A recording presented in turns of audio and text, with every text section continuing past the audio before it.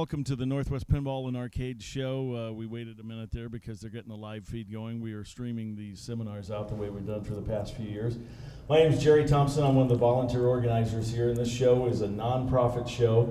Every game in there that you see is donated for free. All the labor moving them, everybody involved in planning. It's all a labor of love because we love pinball and arcade games, and thank you. Nobody takes any money from the show, and whatever excess we have, we use for scholarships. There'll be a $5,000 scholarship awarded tomorrow afternoon to one lucky recipient.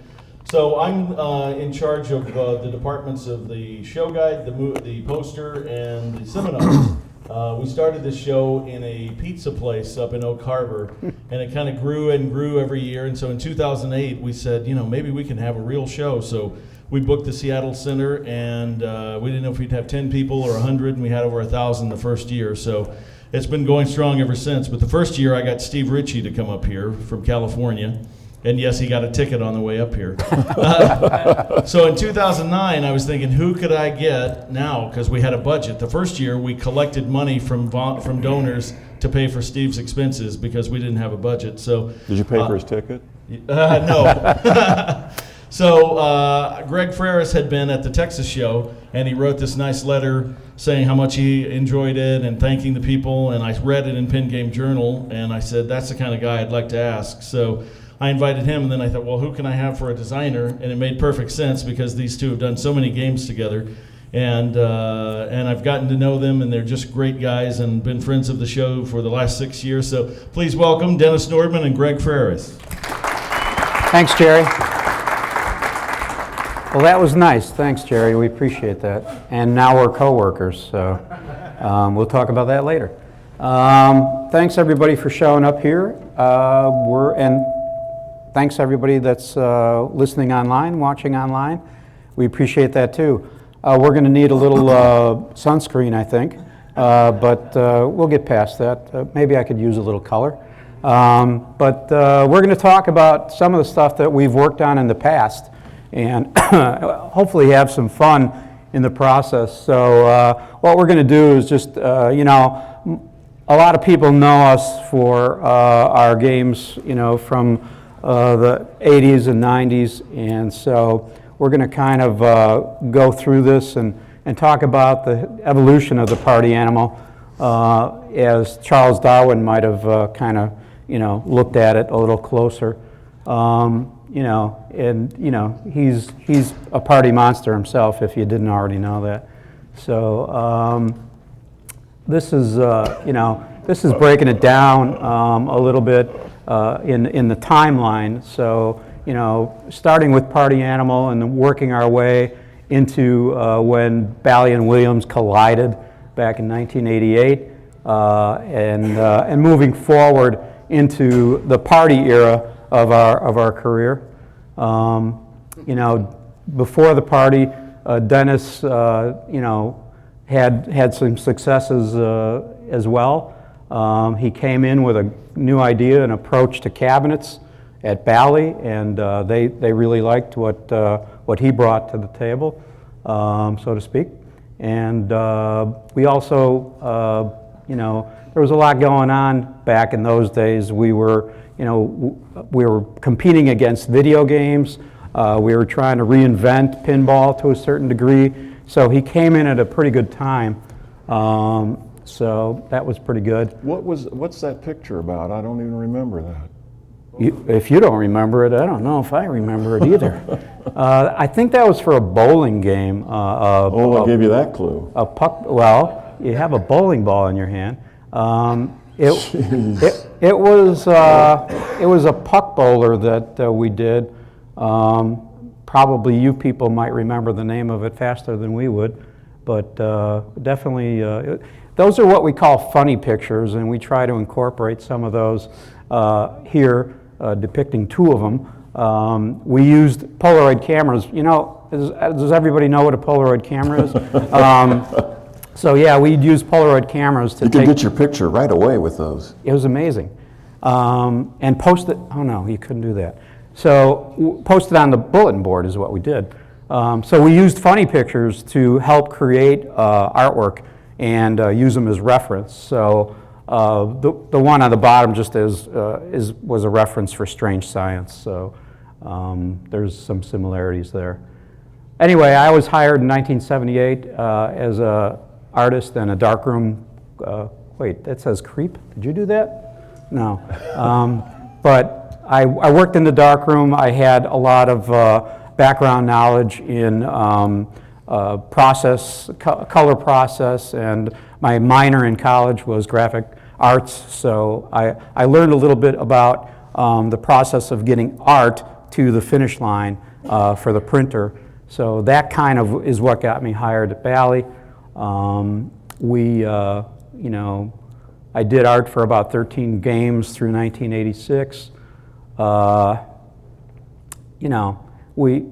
And around the same time, 1986 is when my family started. We started having kids, and so there was a lot of stuff going on back in the 80s, all at the same time that we were trying to do our best to save the pinball market on the Bally side of life. So, and here it is, almost 35 years later, and I still can't fix my own pinball machine. So I got that going for me, but. Anyway, what I've been talking about, as video became stronger and pinball became weaker in the marketplace, there was this kind of what I call Bally's Ice Age. Originally, Bally was on a roll with everything, and it was literally Party Central. I mean, no expenses were spared. We had great times. We wined and dined our distributors, and for a young guy just entering the corporate marketplace, it was really interesting to see how extravagant things could be. Those distributor parties were amazing in those days. I was just a guy from Ohio that came out here and went to my first distributor party, and there was lamb chop hors d'oeuvres, a full orchestra. It was incredible. Yeah, they were pretty amazing. But around 1986, Bally Midway focused more on fitness equipment, health clubs, Six Flags. So basically, they were taking their Pac-Man money and expanding it laterally over a lot of other different corporations. So I simplified it to that little equation down there. And meanwhile, Williams was still creating, amazing games, Space Shuttle, High Speed, Comet, and Bally, was not. So, and then, Premiere came out with the photo back-glasses, and, we as artists were like, no. So we did our best to battle that off as long as we could, but at some point, somebody said, okay, we're a corporation and we represent Bally Fitness and Bally Health Clubs, so we need to bring that to our pinball machines. And so, Greg, can we please do a game with a photo back glass? And I said, sure. So Hardbody came out of that, and that is probably one of the least interesting game or art packages. The game plays okay, but the art package for me was not my stellar moment. But anyway, it was lesson learned. We move on. So actually, we kicked into survival mode because of High Speed. We knew that Williams was still out there chugging along and making cool stuff. Thank you, Steve Ritchie. So Dennis was rehired as a game designer because we had layoffs earlier than this that we had to let key people go. I've had more layoffs than I have had jobs. Is that possible? And then Pat McMahon also was rehired. That's Pat. After, yeah, that's Pat. That again, a funny picture, not a very flattering picture of Pat. So hey, Pat, if you're watching. And then they hired Dan Langlois. He was a very young but creative guy that had some very interesting ideas. that Bally was able to bring to life. I would say he experimented with playfield geometry and mechanisms and stuff, and it was an experiment. But it did attract attention. I think Strange Science captured a pretty good audience at the time at the trade show we debuted it at. So it was a pretty good. Williams took notice. So that was a good thing. So Dan is the first guy to drop a playfield deep into the cabinet. He did that on Lost World, and that inspired me to copy that idea to do Blackwater. I thought that was a great idea. That just gave you so much more space. Yeah, so exactly. His Blackwater game, Blackwater 100, is an example of how the ice, the climate was beginning to change, and we were starting to break that ice a little bit and start to think outside the box and bring pinball back to a degree that it hadn't seen yet. So, I would walk around and, outside the art department and go up to engineering, see what's going on. And I talked to Greg Kamick. He was working on a game called DEFCON 6. And I said, Greg, that's a pretty serious theme. I said, maybe if we just take those inserts and do something with party, maybe that would be more fun. And, and do something more lighthearted with animals acting like human beings and, partying, yeah, and he just kind of was like, no. So, I dug deep. In the future, they might. Said, but in the future, this could be cool, and here, look backwards. Python Angelo took that concept and made, animals acting as humans. So, it was like a little bit of a look into the future that Python, made a career out of. So Microphone battery pack change. Oh. My apologies. Okay. Can you hear me?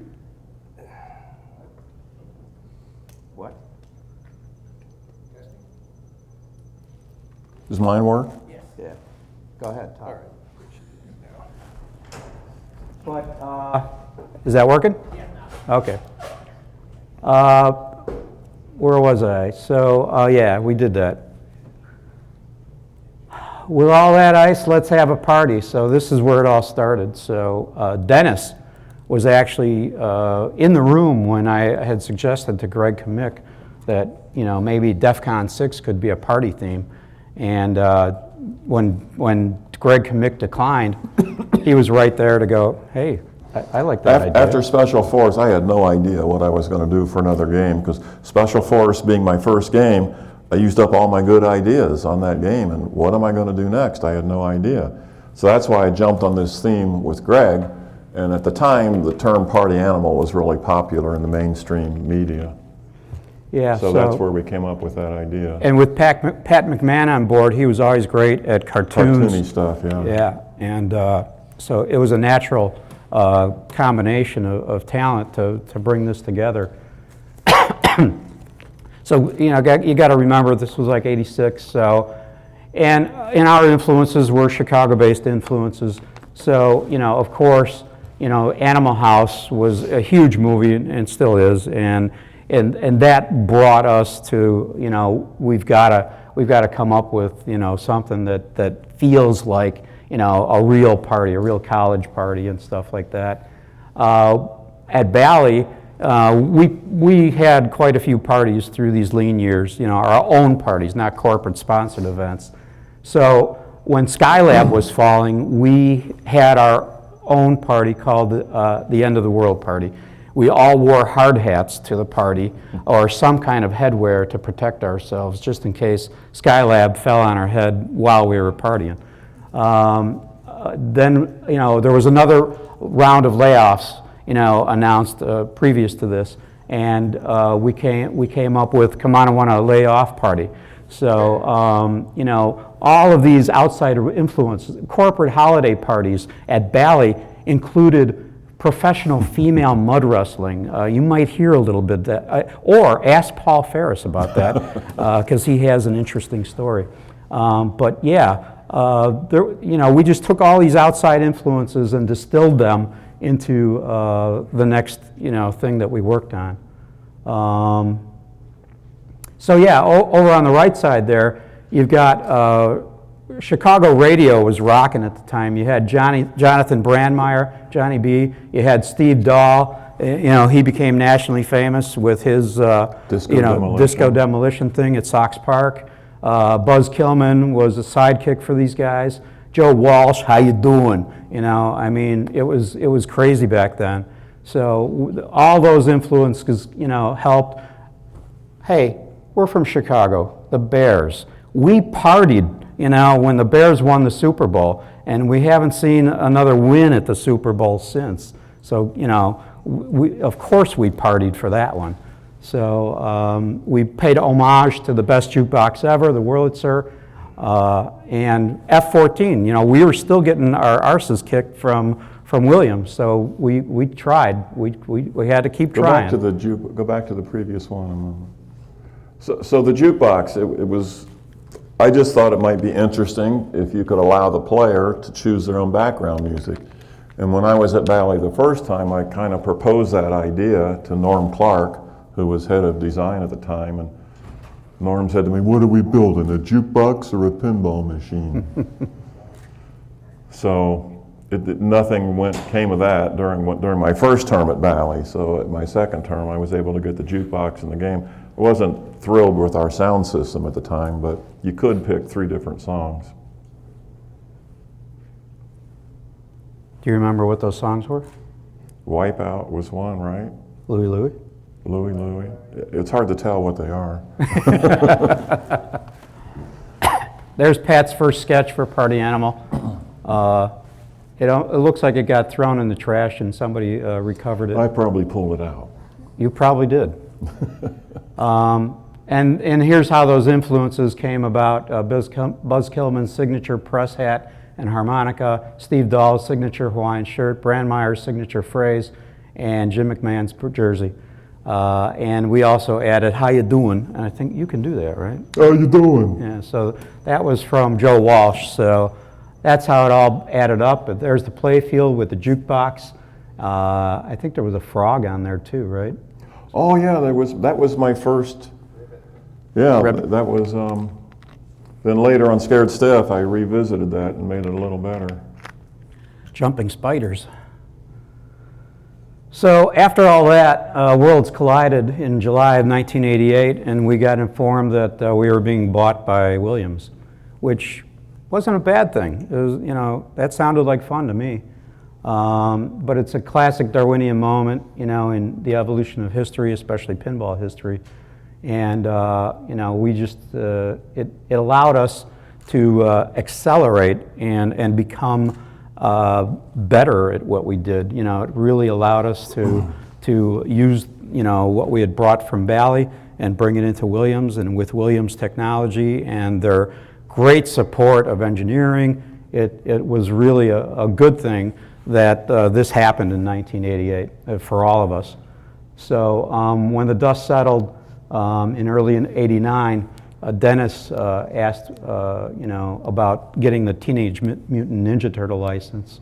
But I don't think I asked about getting it. I think Roger or somebody. Oh, Roger brought it yeah. brought it to us. Yeah. So we thought about it, and even though it was a hot property at the time, I felt like we could do something cool without a license. I would rather do something out of our own heads if we could, rather than use another artist's work. So it took a little while, but Dennis and I, brainstormed, and he said, we could do something called Dr. Doom. And I said, well, there is a guy named Dr. Doom, but I like that sound, it sounds cool. But right at the same time, Roger came in with a proposal to do Elvira. Now, Elvira wasn't well known in Chicago. She's more of a West Coast entity. But when we learned more about her, we learned quickly that this is perfect for pinball. She is what pinball should be for a few reasons, maybe a couple of reasons. But But anyway, and especially because Joe Dillon, when we first got to Williams, he was our sales VP, and he said, you know, we got to continue the Bally look, and we kept saying, well, how do you define the Bally look, Joe? And he says, well, you know, it's the Bally look. You know what I'm talking about. So the first game we did at Williams, not a stellar game by any stretch, but we did Truck Stop, and that was Joe's influence telling us what he thought the Bally look was. So you know, that's how Truck Stop got its look, because Joe Dillon was really asking us to continue the Bally look. So back to Elvira, we had to sell management on Elvira because they weren't too sure if this was the right property for a license to go with. Well, Williams hadn't done licenses. Right. Right. Yeah, so they were a little reluctant to think about licenses, whereas Bally had done quite a number of licenses, Wizard and Harlem Globetrotters, Rolling Stones, you know, just to name a few. And so, you know, we had to kind of do a pitch. So we went into a meeting with sketches and ideas and stuff like that. And, you know, I've added pictures to this afterwards, but these were some sketches that we brought to Neil's office, Neil Nicastro, our CEO at the time. And by the time we, you know, in about 10 or 15 minutes, I think we had everybody convinced that this was a great, you know, approach for the license and for our game. So we started moving forward with some of those ideas. So I'm sorry I have to keep turning to look, but I have to prompt myself. I don't have this memorized. So Dennis used his experience from Blackwater 100 to design some really curvaceous ramps and stuff like that.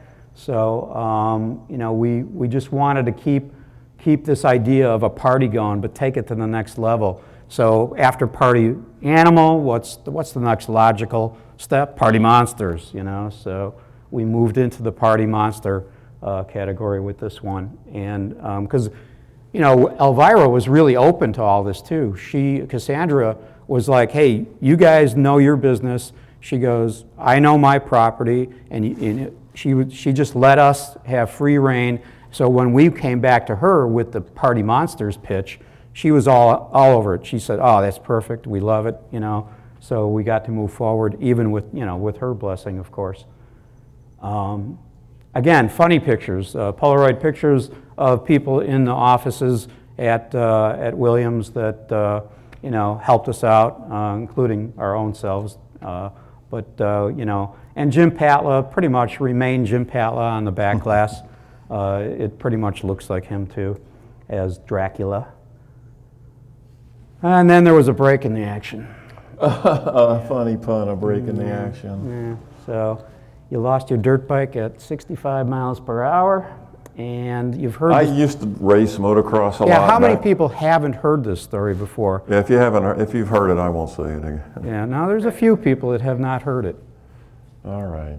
I used to race a lot of motocross back in Ohio, and when I moved out to Chicago, I'd sold all my bikes, and I found out when we got to Williams, and I had then bought a bike after I moved out to Chicago and just did a little trail riding at a place near my house.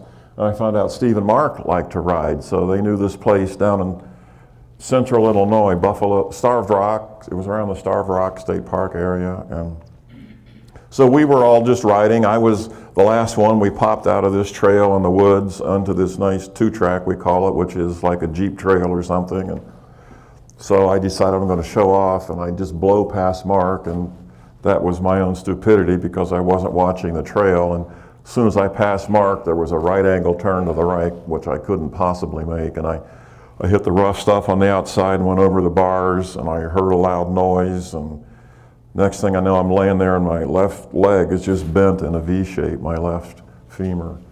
So I broke a lot of bones. I broke 3 ribs, my collarbone, a bone in my hand, and my left leg, and spent 3 months in traction because my bone was too long and narrow to put a pin in. And so you made it to the game.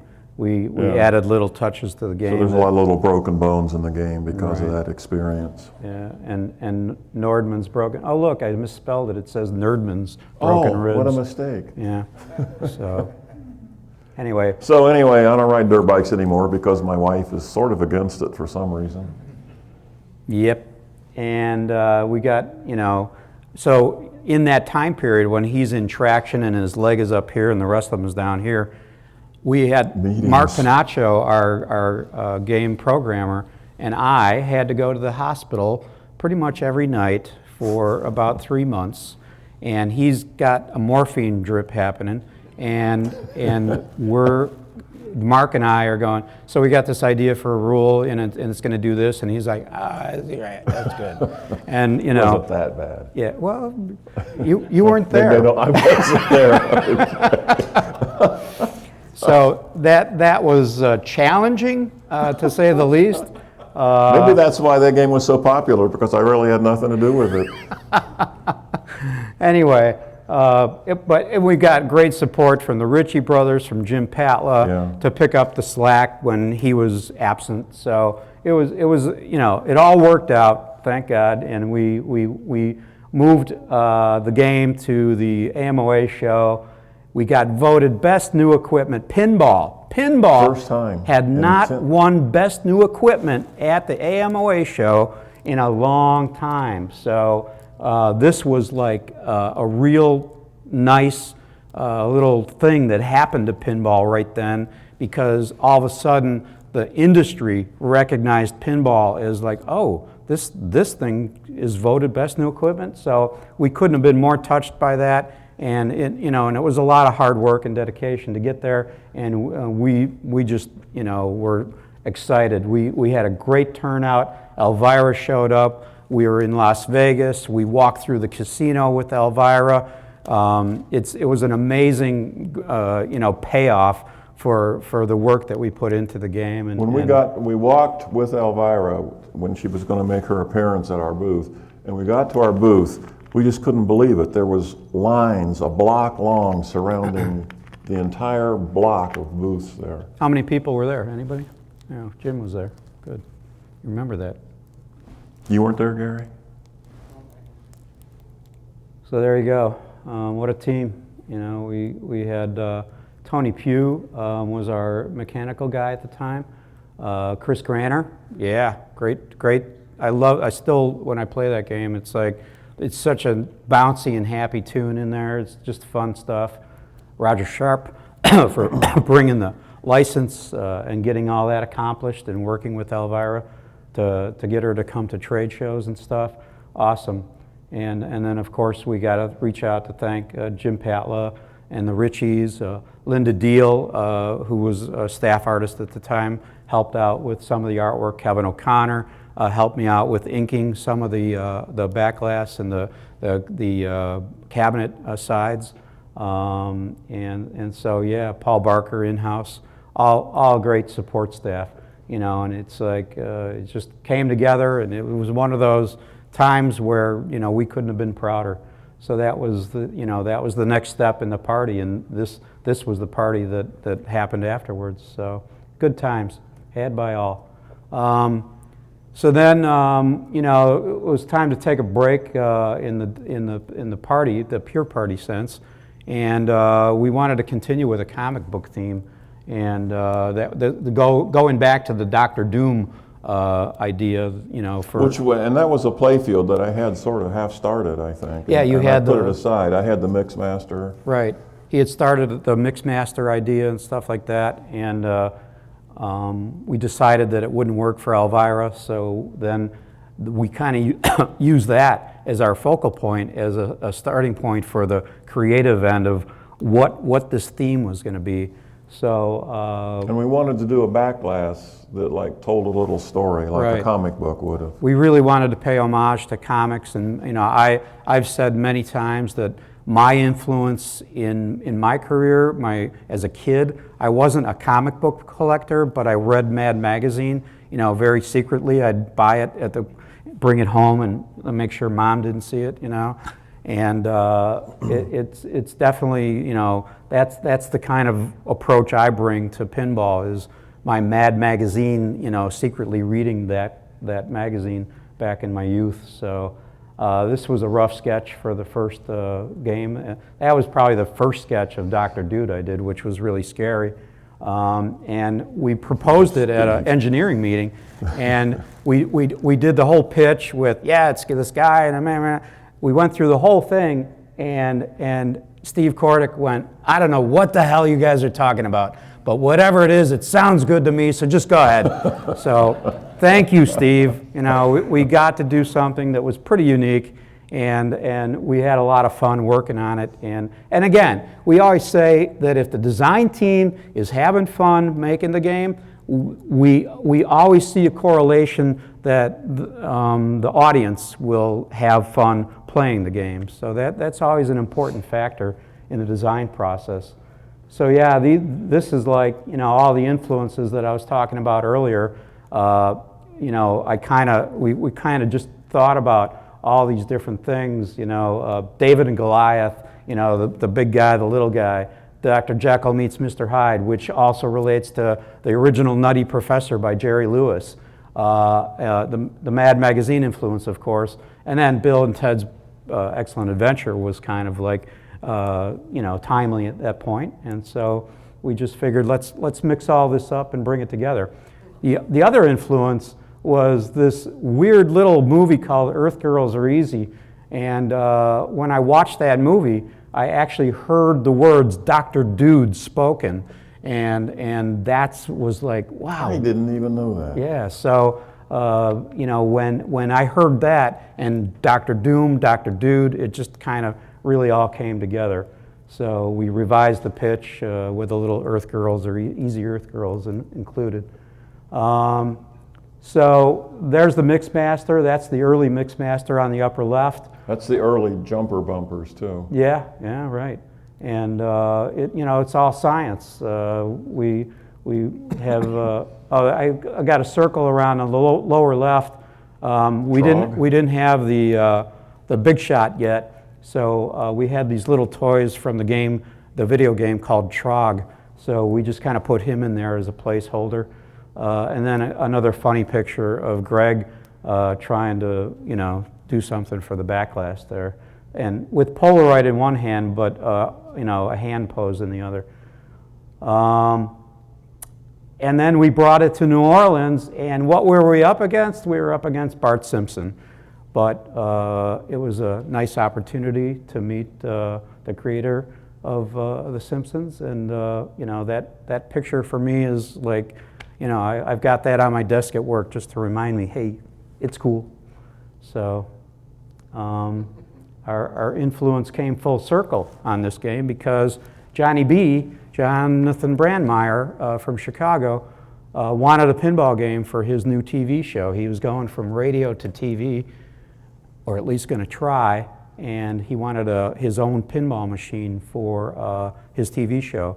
Well, his TV show never made it off the ground, but I got to do a backlash with him on there, and one of his characters on his radio show was Dr. Johnny Lovedart. So that backlash is kind of a one of a kind, and ended up on the game that he owns. So after Dr. Dude, now we really stirred it up and brought things together here. You know, to really take the party thing to the next level. We wanted to see how far we could take the party. So again, outside influences. When we work on homegrown themes, we're influenced by many different things. And this one, there's a lot. So, you know, Dennis and I have an affinity for like old toys, tin toys. We love that stuff. Same for Fruit Crate labels. Right. I just love the coloring and the art and the brightness. So right. And I think many people tin toys do. are the same way. Right. You know, the whole Thunderbird series was so wacky back in the 60s. You know, that kind of had an influence on us. Hendrix, yeah, here we are, hometown. Anyway, yeah, he of course had an influence on us in the game, and you know, on the party meter, there's like a, how far out in the party zone you're going. And the first level of the party meter, if you haven't noticed, is the Wisconsin state line. So for people from Illinois, Wisconsin drinking age was 18 at the time. So as soon as you turned 18, you hightailed it for Wisconsin so you could go party. So that was another influence. We put that in the blender just to put everything together, and we kind of evolved everything. There's that evolution thing again. So the jukebox became the DJ. We hired a DJ instead of listening to a jukebox. We, the dot matrix display came on board. We got that in the game. We got away from the generic cabinet on Party Animal, and we're now doing, graphics on cabinets again. So there was a lot of good evolution that came from this, but sometimes technology and evolution can fail, and you get the robotic comic. It's just, he was a failed attempt at somebody's idea of doing comedy from robots. So obviously we were way out of control on this game, and it was a long, strange trip. That picture on the lower right of Dennis, that is really frightening. That's a hotel room. I wasn't there. That picture. I don't even know how I got that picture. Good God, we weren't in the same room together. No. My wife took that picture. Oh, good, thank you. That was after our Elvira party in Las Vegas, and That's the result. That's me the next morning, remembering I had promised my wife to show her some stuff in Vegas, and she wouldn't let me out of it. Get up. So that's how I looked. Yep. On the left side, the dancing dummy. That idea came from in Chicago. We have a jukebox slot machine arcade show. Gary, you probably know about that show. Have you ever been there? Yeah, Chicagoland. And anyway, so they have all kinds of coin-op stuff there, and they had this old toy of this dancing guy where you flap the lever and his arms and stuff would flap around, and I thought, well, I wonder if I could put that in a pinball game. So we just threw that in here because we could. And eventually the party's got to come to an end. I had to go on vacation with my family, so I didn't get to work on Whitewater, which I really wanted to. Probably one of Dennis's best games. And I handed over the torch to Yossi, and he did a remarkable job on the art package for that game, and made sure that Dennis was immortalized as Bigfoot, as he should be. And I did get to help with the waterfall topper, the now infamous waterfall topper, with a guy named Phil Greer. He showed up out of the blue as a vendor one day and said, hey, I've got this technology where I can make motion without having to have polar motion with a motor and a wheel in the back that makes things look cool on beer signs. He goes, I have another way to do this. And it was just amazing stroke of luck that he showed up right then, because we wanted to try something different and put the name of the game on top and have some kind of animation associated with it. So it just came together, and it was great. And to this day, I have given Phil's name and his contact information to somebody out there in the pinball world, and I don't know where that stands, but he would need to retool the tool to make the stamp for the motion effects.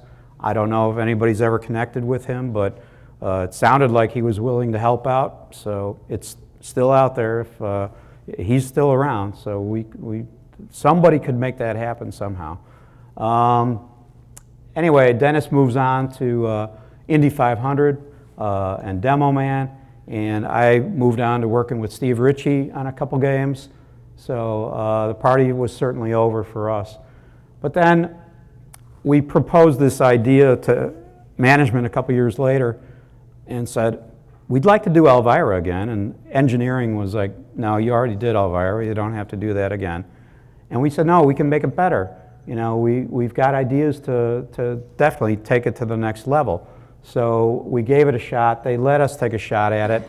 And again, at that time, our European dollars for pinball were being, most of Europe was playing these trail games, quasi-gambling games. And so pinball was taking a beating competing against those. So they really wanted back box animation to compete with those. So that's where the spider, the spinning spider for Scared Stiff came about, was just trying to figure out a good way to compete with those style games. I don't remember go back to the back there. I don't remember the exact sequence of how things happened, but I wanted to do a 3D back glass. And so Elvira's on the front level, there's a middle ground and a background. And so I don't remember if the spider came first or after that, but the spider fit perfectly into this 3D back glass idea. Yeah, he added a lot of work on my part. Yeah. So, but it Greg paid had off. to draw art behind the art. Yeah, it was a challenge, but it worked out. I like challenges. There's the Scared Stiff team, including Elvira. Mark Wayna obviously has become instrumental. He now works at Stern as a project manager, and he helped take this to the finish line. Unfortunately, this was the dark days at Williams, and we lost key people, including the big guy here, and so you know, it was not a happy time all around, but the game turned out well despite the fact that we lost key people, and It was essentially finished when I got the yeah, axe again. yeah, it was just getting it to the production I just line. didn't get to go to the show to celebrate. It was sad for all of us, and it was tough. I had to lay off people in the art department, but we got through it. And you know, there's many people involved in these games, as you know, and just try to give some credit to everybody that helped us out. Dave Zabriskie did the music for the game for Scared Stiff, and I just gave him this like seed. I said, you know, my girls just watched this movie called Hocus Pocus, and I said the music in it is just so cool, and if we could just take that and just keep building it and building it into a crescendo, and he knew exactly what to do with it. And as you play Scared Stiff, you'll notice, you know, that your adrenaline starts, you know, pumping, because there's just, the music just kind of helps fuel that, and he did a remarkable job. We were so happy with that. But you know, a lot of good things. That's one of my proudest moments in pinball. I love Scared Stiff, and I love to play it. I mean, I still go down. I've got it. I own it, and I still put games on that, and I still enjoy playing it. So we just, you know, as the Darwinian guys that we became for this speech, we want to thank y'all, and thanks for being here, and we really appreciate all, you know, that everybody in the pinball community does. And without your support and without your understanding of pinball, you know, we'd be doing something else, and we'd rather be doing pinball. So thanks again. We appreciate it.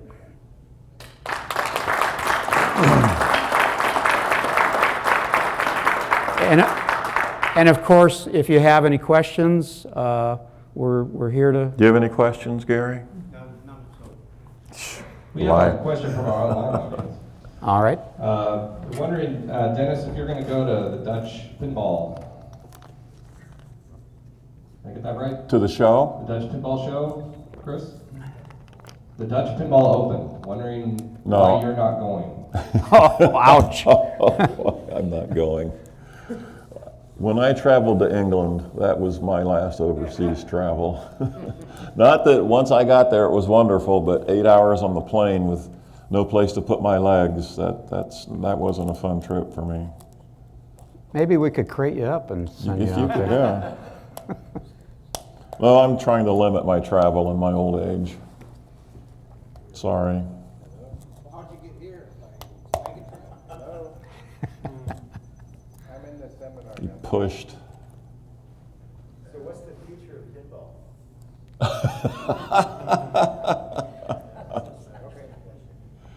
Well, I hope it's a long one because I still love designing games. I don't know what it is about pinball that I just love doing, but I like it. It takes so many talents and so many different disciplines to finish a game, and I just like all elements of it. I like the challenge of laying out a new play field. I always try to do something different. That makes it challenging for me because I'm doing something I never did before, and for me that's exciting. And even some people here, I really appreciate it when people notice, all your play fields are different. You never do the same thing, and I appreciate when people understand that because that's what I try to do. Sometimes it doesn't work out so great, and sometimes it does, but for me it's fun to try to do that. But I like creating the theme, I like inventing the toys, I like laying out the play field, I like writing scripts, I like working with talented music guys like Dave Thiel. He did Pirates, by the way, which I thought was incredible. And it's just, I'm so fortunate to be able to make a semi-living at doing this. I agree. Yep. What was management's thinking when they went from generic Midway Valley type stuff on the side to allowing you guys to actually do some art? Was it just totally monetary? Oh yeah. Yeah, back then the generic stuff came about because, again, pinball was fighting for its existence at Valley. So, when that happens, management tends to look at the bottom line and keep extracting anything extraneous that doesn't hurt the actual play of the game. So, yeah, completely monetary in nature. Trying to keep the bill of material to a point where there was still enough margin to stay in business. So yeah, that's pretty much it. I had a question. Uh-huh. A lot of people make fun of hard body, and you were talking about the photographic, but on that play field, there's nobody's head. They're Right. all torsos. And, I love the game. Yeah. The Oh, good. It's fantastic. But was I that didn't know because that. they didn't know who they were going to pick to be their spokesperson? Yeah, it was. You're right. It was still kind of in flux, and Rachel McClish, I guess, did some. So tacky. Right, did some, I guess, commercials for Bally at the time. So yeah, all the headless bodies, and it was me, my sick sense of humor. Well, the game is called Hard Body, so anyway, not Hard Head, but anyway. And all the rivulets of sweat, or water, perhaps. Yeah, well, it's a workout thing, So if you're not sweating, you're not working. Yeah. To break sticking with hard body, there are various iterations. Do we have The to? back glass side on that, aren't there? I think I've seen real glass, I've seen trans lights, and maybe two different versions of artwork. I don't think so. Show me. I'd like to see that if it exists. Maybe somebody came up with an alternate back glass. A lot of people are doing that these days. Why would they do it for hard body? I don't know. But if they were using one they decided to use her. We did a mirror, and I think the translite then swedged together with the mirror. So that may be part of what you're saying. But yeah, there was definitely a mirror layer, and then we combined the translate. It wasn't just a trans light or just glass, it was both together. I think it was both together, yeah. Is there mirror on your game? No, There isn't. no. Man. It's just trans. That was the LE. Oh, no. We have another question from our online audience. What are the important considerations in designing today that are different than the past for both visual and gameplay? For example, video and having more computing power, but still remaining pinball at heart. That's hard. Wow. We got to think. Can you repeat that?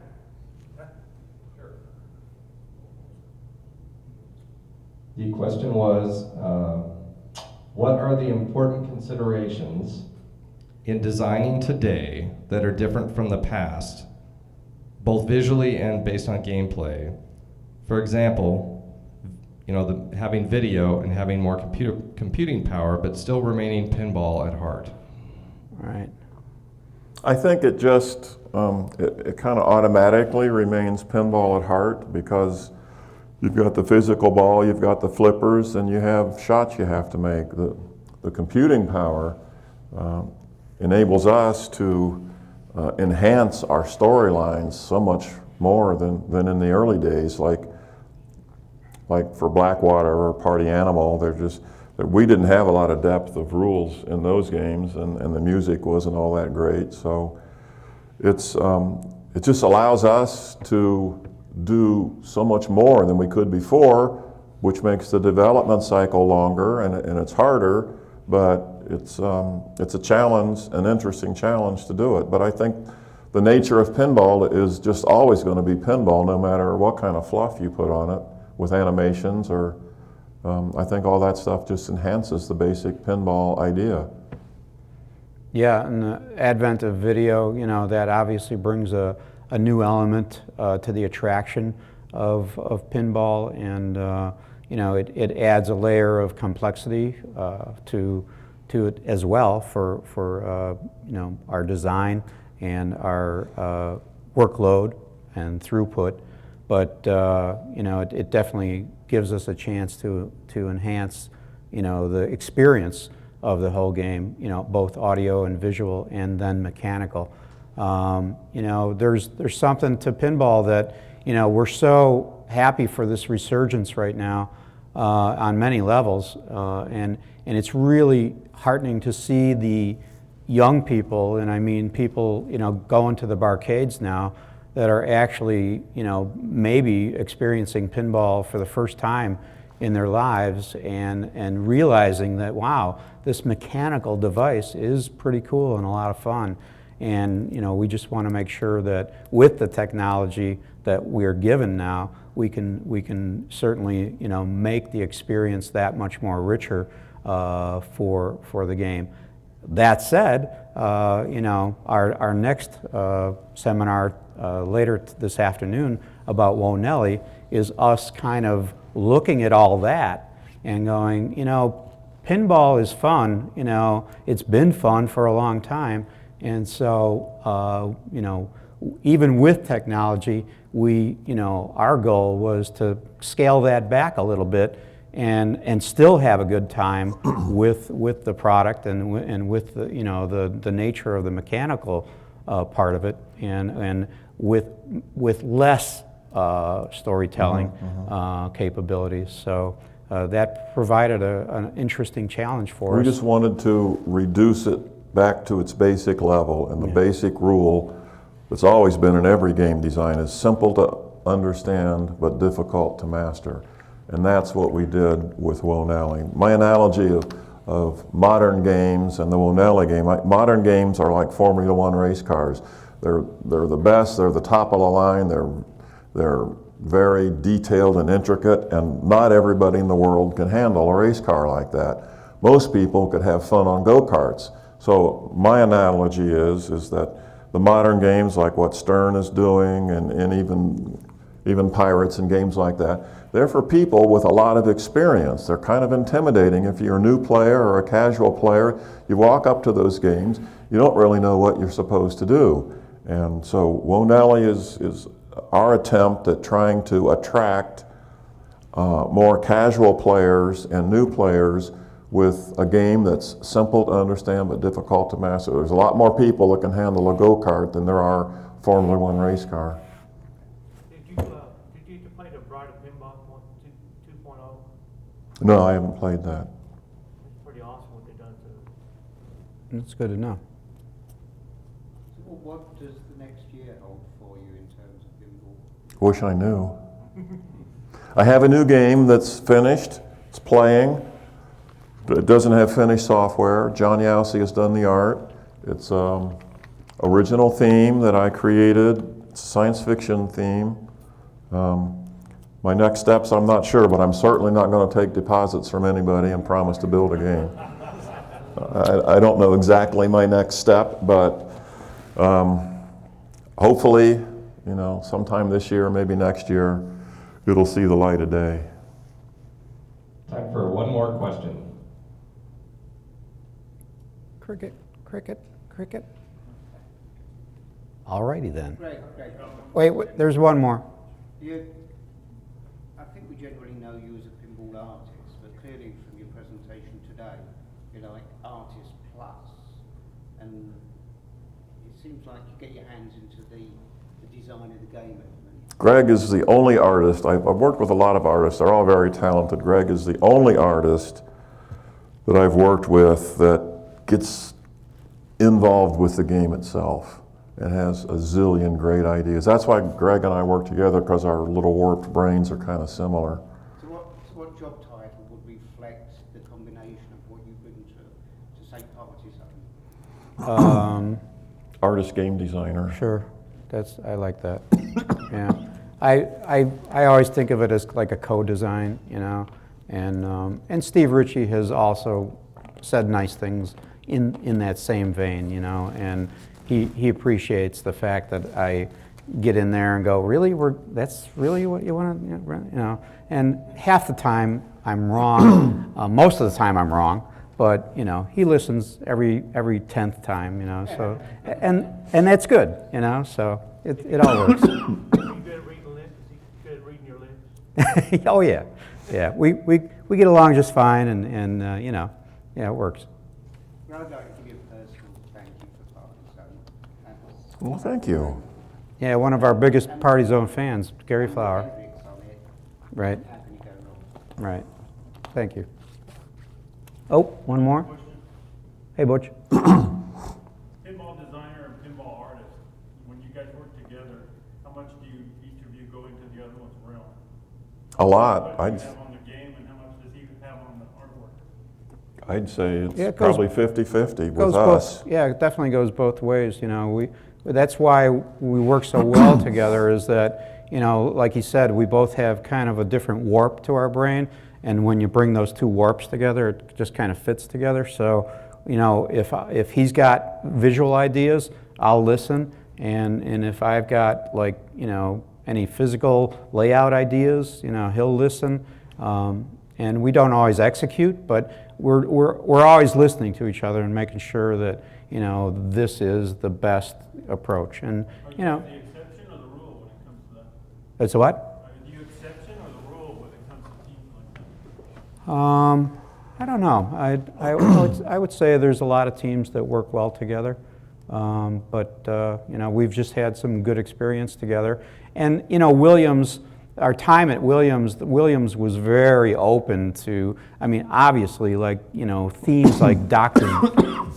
Dude and Party Zone. I mean, you know, obviously, you know, other games sold more units, but there's obviously strong fans for you know, a lot of these quirky themes that we've done, and you know, maybe our work together is more niche oriented, or is the word niche? But anyway, however it pans out, we enjoy what we've done, and we definitely know there are people out there that have appreciated what we've done, and again, thanks for all that, because you know, it's just been a blast to put it together.